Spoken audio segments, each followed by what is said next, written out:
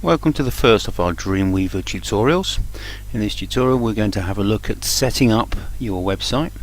It's the first thing that you'll do when you actually start dealing with Dreamweaver, and as you can see from the splash screen that appears when you start Dreamweaver, they have a little button down here to create the site. Now it's important that you actually do this, so we're going to go ahead and click that.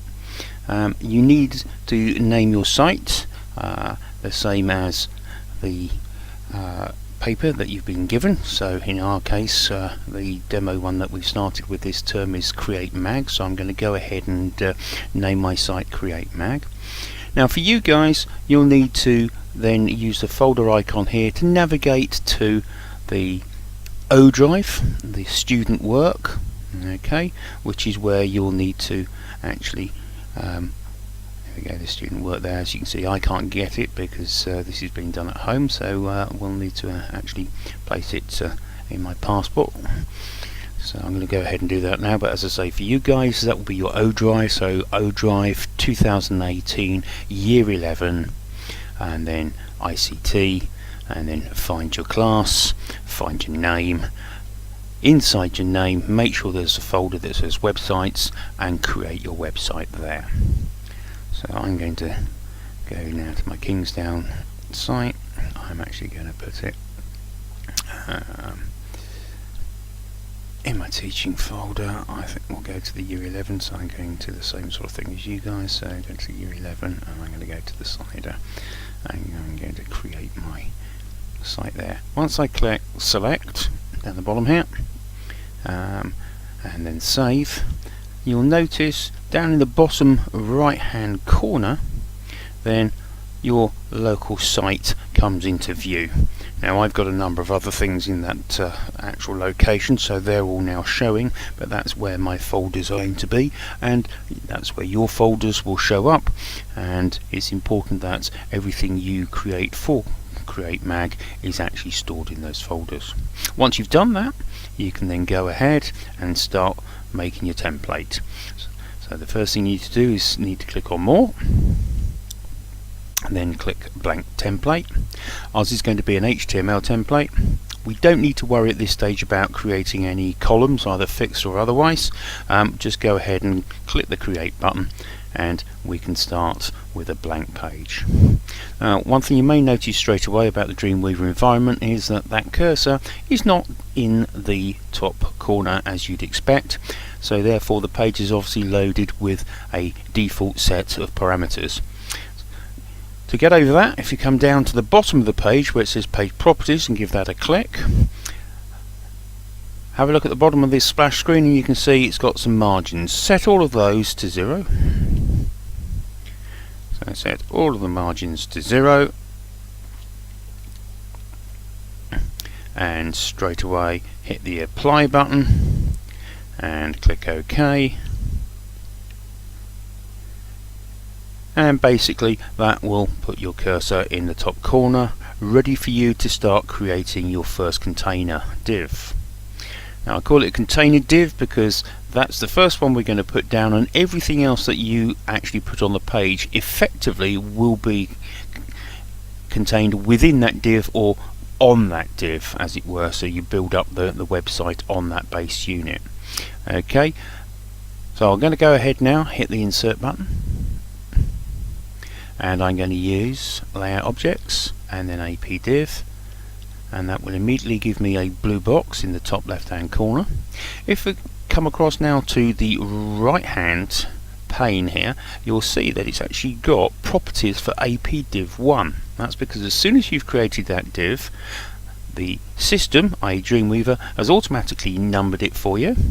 And what we really need to do now is we need to get those properties for that div into view. So I'm just going to pull up that line there, and that's raised up the properties so I can now see all of them, and there you can see instantly we've got the height, the position and the width, which is all that we need in this case.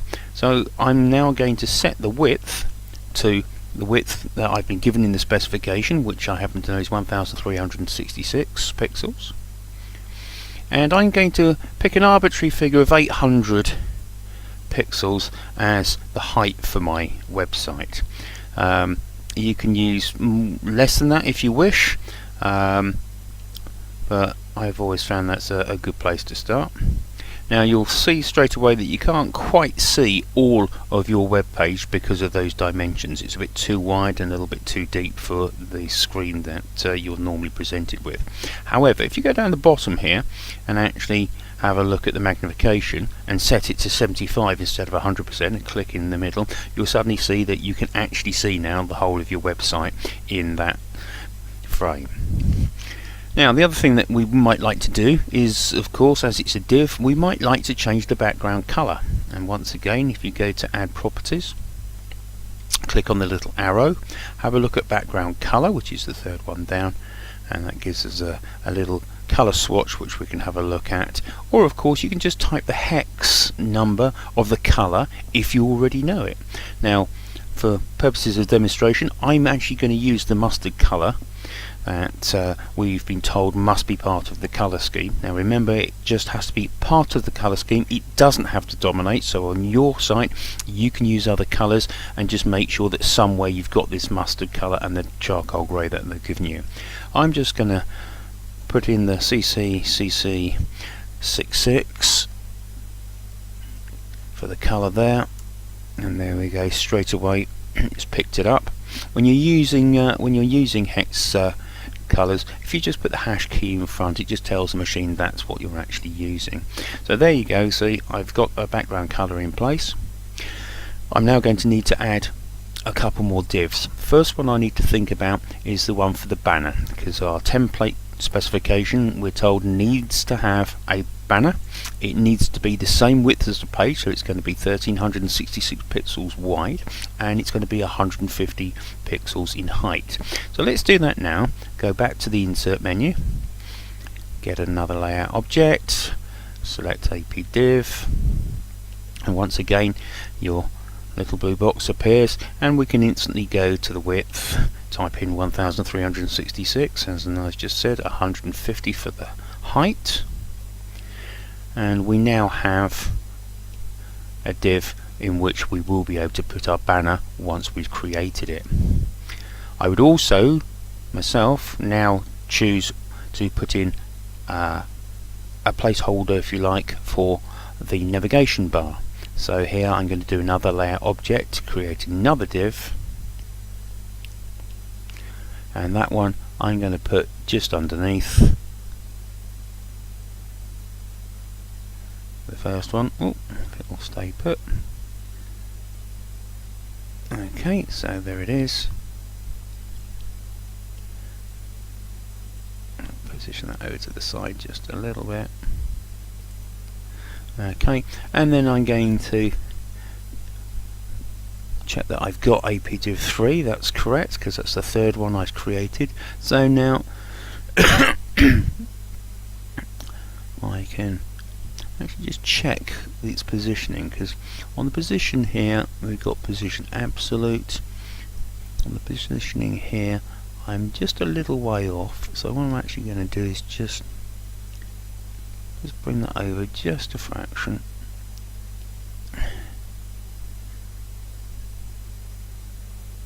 There we go, and then I'm going to make that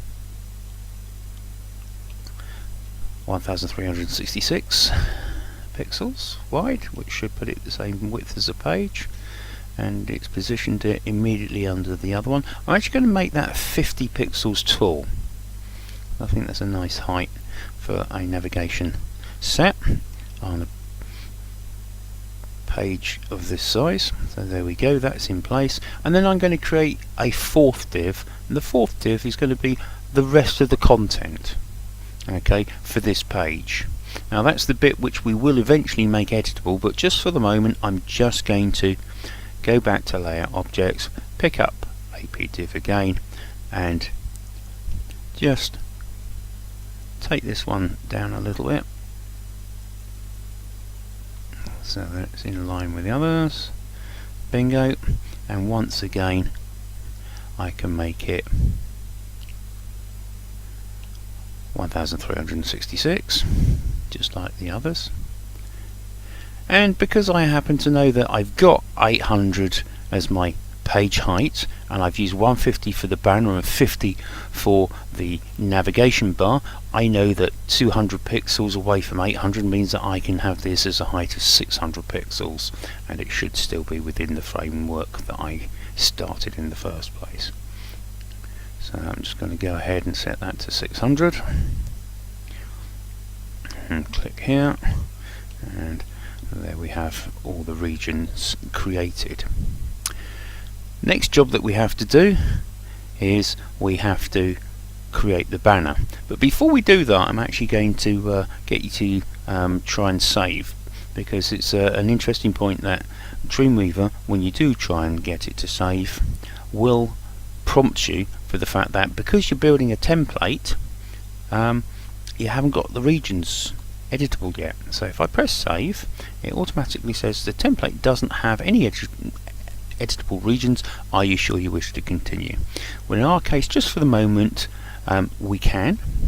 So I'm going to click OK, and I'm going to save it, and here we see it's automatically saving it in my site, which is the Create Mag.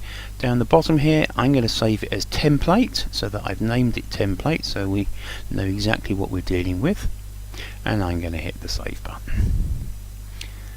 And what you will notice is once you've hit the save button that it should appear in your folder structure down the side right at the bottom corner. So there we go, I've got templates, so there's my templates, and inside of there will be actually my template. There it is, DWT, and the DWT stands for Dynamic Web Template, so you know you've actually created the base of your website. So the next thing to do is, as I said, get that banner sorted. You'll need to go into Fireworks, so you need to bring forward Fireworks, much the same as we did for the Unit 3, and you created a banner for the Food Festival, where you're going to do exactly the same basically for your website. So just need to click on Fireworks document to get a new one. Let's have a look at what the splash screen gives us now. Again, the width. Well, we know it's got to go, the banner's got to go the width of the page, so we know that's 1366, and we know that we created a holding div of 150. So there's our first dimensions. The only one I change here is I would put the resolution at about 96. Okay, that gives us a nice resolution to play with. If you wish at this stage, you can set the colour of your banner, so you can do that from here. So you can get the canvas colour, you can click on custom, and you can change it here. I'm going to use the grey that the exam board gave us, simply because it's easy. So I'm going to do that straight away, and now that should appear at the top there. It has, so I've used that and click OK, and straight away I've got the banner. Once again, it's a little bit too big, so I'm going to set the magnification here to 66, and there I can see my banner. Now the specification says that we've got to have some text on there with Create Mag, and they would like to see a picture as well. So I'm now going to get a text tool, and I'm going to create a text box, and I'm just going to simply write in there Create Mag. I'm going to change the colour to the one that I used for the background, so it should show up. So that's going to be the CC66 once again.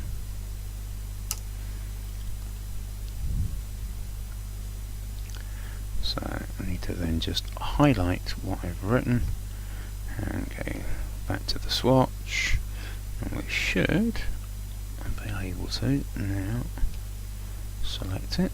Well, it's being awkward, so I'll have to retype it. And I think it has actually, yep, it has changed it. As you see, the writing is very small, so I'm going to have to check that writing and increase the font size, which you can do from the properties down the bottom here, where it's got a font size of 12. I'm actually going to take that and I'm going to make that 72. So you can either use the slider or you can type it in. I'm going to type it in, so I want 72 on there so it's big.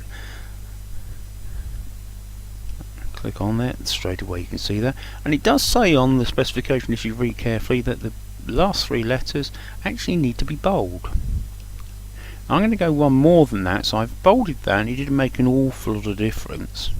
But what I could do is I could actually take those last 3 letters up to say 78, just to make it just that little bit bigger. There you go, straight away just looks that little bit more imposing for those 3 letters at the back. Now, putting a graphic on or a picture on your banner is exactly the same as it was for the Unit 3. The only difference is we need to go back to the Q drive, go to ICT, go to Fronter, go to U11, go to Cider Unit 1, and then go to the website assets, and in there's a folder called images, and it is in that folder that you will find the images that you are allowed to use. Now I happen to have pulled one out earlier. It was image number 7. Its original size was 404 kilobytes, which would have been too large, so I actually brought it into Fireworks earlier and actually made that a little bit smaller. We will give you a tutorial on how to compress the pictures later on. So for the moment I will just show you how to go and import that. So I go File, I go Import.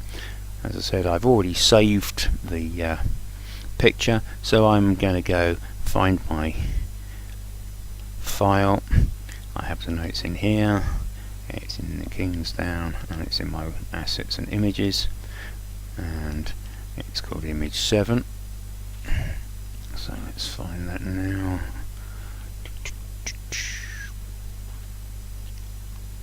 There we go, image 7, and as soon as I click on that and click open, that image is now on my cursor. So this little bit here that I've just dropped is the image, and as you can see at the moment that's far too large, so I'm going to have to grab a corner of that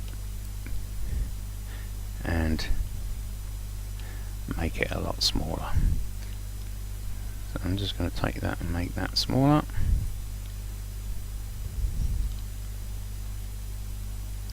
Grab it again from where it is and stick it in there, and straight away I now have a Create Mag banner. So all I have to do is save it. So I do File, I do Save As. I'm going to put it, you can put it in your website folder, of course. I'm going to need to go and find mine now because I don't want to put it in my pictures. I want to put it in my website folder. I put the website folder, as you know, in my Kingsdown teaching under year 11, so I'll do that again now just to show you it's exactly the same. That's the side up. Okay.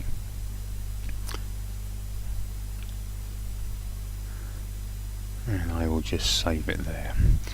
I'll call it image 7, or banner in fact, let's just call it banner. That way I know what it is. Click save. That's all I need to do with that for the moment, so I'm just going to drop down the Fireworks and go back to Dreamweaver. So I'm going to click on this top div 2, okay, that was the one specifically created for the banner, and I'm just now going to go to the insert.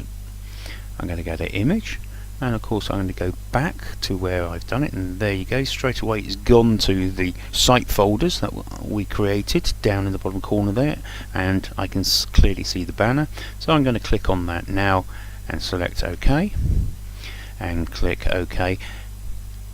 Now you might get a message asking you if you want to make a copy of your picture in your site folder. That will only happen if you saved the image in a different folder or the wrong folder.